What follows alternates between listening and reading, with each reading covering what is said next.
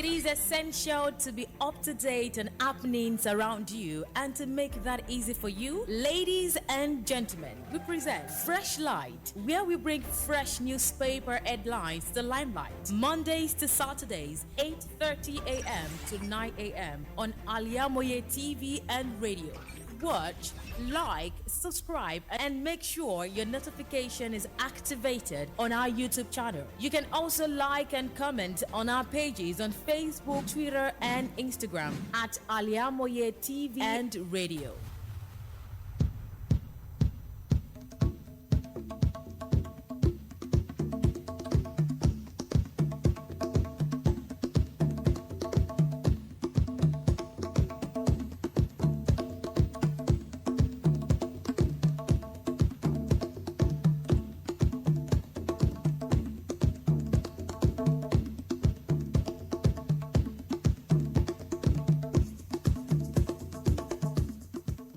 The 11th day in the month of July 2023. Of course, we have commenced the second half of the year 2023, and we've been having lots of prayers and lots of hope. Definitely that we will experience the rest of the year in grand style, in all goodness, and in success. All right, welcome. Good morning to you, wherever you're listening and tuned to Al-IyamoyeTv and radio, the first edition in the month of July 2023, the second half, and of course, a beautiful Monday morning. You can definitely always stream live and always watch our videos, like, comment every time, every moment to enjoy the different great content and programs we have for you, lined up definitely for your listening pleasure every time, every day. Welcome to Freshlight, the fresh episode for this month, of course, and for this week on Al-IyamoyeTv and radio. And a Freshlight, this is where we take you through different stories and different headlines in our different newspapers, going through and perusing different newspapers on Freshlight. My name is MODUPE AKINYOSOYE, and I have with me the This Day newspaper, the Nation newspaper, the Vanguard newspaper, and the Punch newspaper this morning, where we'll be going through different stories and headlines from the front pages, and of course to give you just a short review of some different stories in the newspapers. I will start with the This Day newspaper. Let's see, from the front page of the This Day newspaper, you get to see this large headline right here, revealing federal government will reject EU's 2023 elections observation report on Nigeria with several riders. You get the details of that very story in the This Day newspaper. Away from that, from the front page, we also have Zenith retains top spot as Nigeria's #1 bank by Tier 1 capital for 14 straight years. You get the details of that as well on page 5 in the This Day newspaper. COAS Lagbaja urges Nigerians to pray for nation and military. You also get the details of that on page 11 in the This Day newspaper. And away from that, we have a picture right here, a big picture on the front page of This Day, revealing Abdul Razak leads Dobar cultural celebration. You also get the details of that in the This Day newspaper. And also we have another picture right here on the front page of the This Day. Wale Tinubu's mother celebrates 80th birthday.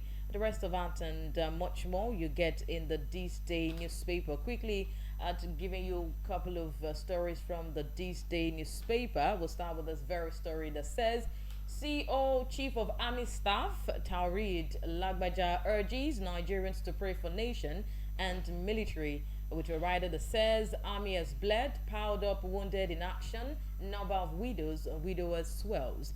The Chief of Army Staff, Major General Tauhid Lagbaja, has enjoined troops of the Nigerian Army to complement their military efforts with prayers for the success of the Army in its operational engagement and the corporate existence of Nigeria as one indivisible entity amid contemporary security challenges bedeviling the nation. And the Army Chief made the clarion call yesterday at the interdenominational church service marking the Nigerian Army Day celebration 2023 held at the Mogadishu Military Cantonment, Abuja, and the Army had last week commenced the commemoration of its 160th year of establishment since 1867, when 18 men known as the Glover Houses of the Royal Navy were organized into a formidable force.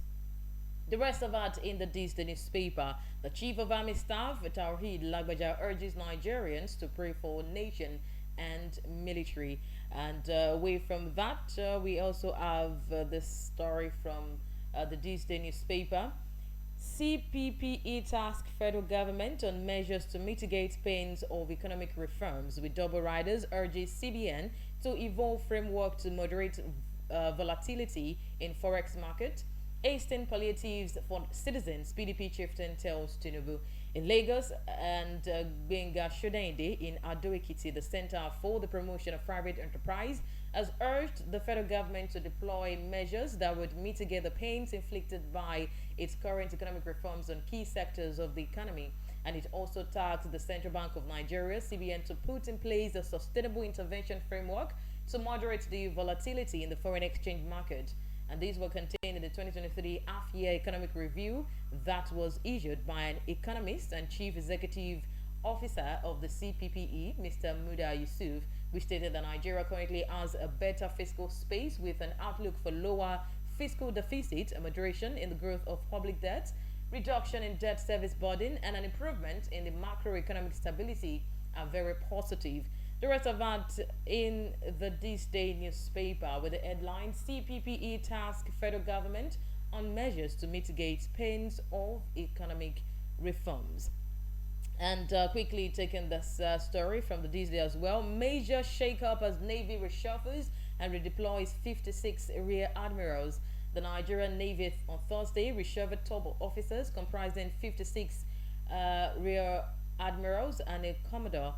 The Naval Headquarters in Abuja made a disclosure on a statement signed by the Director of Information, Nigerian Navy Commodore Adetotun Ayovan. And details of the new appointment showed the Rear Admiral Olusoya Bankole, formerly the Director of Logistics, Defense Space Administration, is now appointed Chief of Communications and Information Technology, Naval Headquarters, while Rear Admiral Alexandra Bingo, formerly Director Combat Policy and Tactics, is now the Director of Logistics Defense. And Headquarters, Rear Admiral Ibrahim Deu, formerly Director Project. Major shakeup as Navy reshuffles and redeploys 56 Rear Admirals from the This Day newspaper. Away from the This Day newspaper, let's see the Vanguard newspaper this morning. And of course, go through the front page of the Vanguard newspaper. From the front page of the Vanguard, we have the largest headline right here. March to Nigeria's economic recovery reviewed. Tinubu's move against terrorism. Page 14 graces that very story. Presidency rejects European Union's report on 2023 general elections. You also get that on page 5 with a rider that says European Union's report reliable, says Atiku. Away from that, from the front page, we also have an headline. Zenith Bank retains position as foremost Tier 1 bank in Nigeria. From page 5, you get the details of that. Away from that, anxiety as federal government resumes work on Lagos-Ibadan Expressway today. Page 10 captures that story. 9 illegal refineries with 1 million BPD, that's barrel per day production capacity, uncovered in Bayelsa. Page 12 as the details. Fuel subsidy made e-vehicles unattractive in Nigeria. World Bank revealing that very report. And page 9 captures that. JAMB raises alarm over candidates parading fake scores. You get that on page 35 in the Vanguard newspaper. Also from the front page of the Vanguard, fuel subsidy removal, forex reforms, investors rake in 5.3 trillion naira in H123. You also get the details of that in the Vanguard newspaper. And away from that, we have on ministerial nominees, Oshunbo Ambassador Musa Mohammed may make lists. Page 9 captures that. On the 10th Senate, opposition to Tambuwa's minority leadership beat swells. Page 8 captures that. Also from the front page, we have a sport headline revealing that Mbappe wants 206 million euros to join any club. That's on page 31 in the Vanguard newspaper. And quickly going through the Vanguard newspaper this morning, we'll start with this very story. Okay, revealed Tinubu's move against terrorism. Perhaps nothing best captures President Bola Ahmed Tinubu's inheritance of a toxic space called Nigeria from former President Muhammadu Buhari, then the mess in the security and economic spheres. With a Naira swap policy, the left's much poorer and an energy insufficiency on the one hand, Boko Haram terrorists in the northeast, the bandits of the northwest, and Niger State, the herders farmers clashes of Benue and Plateau, and criminality in Kogi and Nasarawa states in north central, the IPOP separatists of the southeast, the crude oil thieves in the south-south, and ritual killings for fame and money in the southwest. On the other hand, Nigeria appears to be a country in the fields of economic and security doom. You get the revelation and much more in the Vanguard newspaper with the headline revealed Tinubu's move against terrorism. Away from that, we also have an anxiety right here. I beg your pardon. Anxiety as federal government resumes work on Lagos-Ibadan Expressway today. Motorists and road users flying the Lagos-Ibadan Expressway yesterday expressed fears as the contractor of the Federal Ministry of Works announcing resumes rehabilitation work on the axis today. And this came as the gridlock returned to the expressway yesterday following the high influx of Lagos-bound vehicles who were returning after the long summer break. The situation crippled traffic along the axis for several hours as motorists and road users were stranded in the gridlock, and the traffic was compounded by yesterday's downpour at the Beja end of the ever-busy road. As of noon on Sunday, it took motorists more than 3 hours to travel from Ibafu in Ogun State to Otedola Bridge in Lagos due to slow traffic, which takes between 15 and 20 minutes to cover the stretch. From the Vanguard newspaper, you see anxiety as federal government resumes work on Lagos-Ibadan Expressway today. Away from that, we also have this very story. Okay, Tinubu rejects European Union's report on 2023 general elections. President Bola Tinubu on Sunday said he has rejected a report by the European Union's Electoral Observer Mission on the 2023 general election, describing the final report as a product of a poorly done desk job that relied heavily on few persons. The president said that he has many reasons to believe the Jondex reports, based on the views of fewer than 50 observers, was to merely sustain the same premature denunciatory stance contained in European Union's preliminary report released in March. Tinubu rejects EU report on 2023 general elections.